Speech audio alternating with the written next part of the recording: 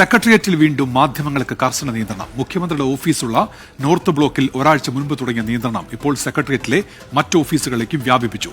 മുൻ സർക്കാരിന്റെ കാലത്ത് മാധ്യമ നിയന്ത്രണത്തെ UDF വിമർശിച്ചിരുന്നു. അപ്പോൾ മാറ്റമില്ല.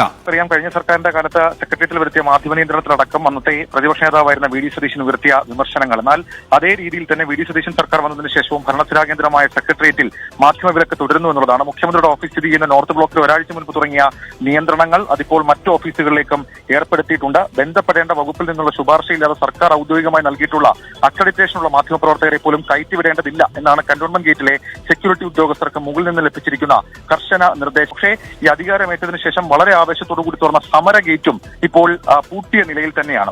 നല്ല തീരുമാനം, അതിനകത്ത് ഒരു തെറ്റും പറയാനില്ല. കാരണം സൂചി കുത്താൻ ഇടം കൊടുത്താൽ അവിടെ തൂമ്പ കയറ്റുന്നതാണ് ചില മാധ്യമ പ്രവർത്തകർ. അതുകൊണ്ട് നമുക്ക് യാതൊരുവിധ തെറ്റും പറയാനില്ല. പിന്നെ പണ്ട് പ്രതിപക്ഷത്തിരുന്നപ്പോൾ ഇതിനെയൊക്കെ എതിർത്തെന്ന് പറഞ്ഞാൽ പ്രതിപക്ഷത്തിരിക്കുമ്പോൾ എന്തെങ്കിലുമൊക്കെ പറയണ്ടേ.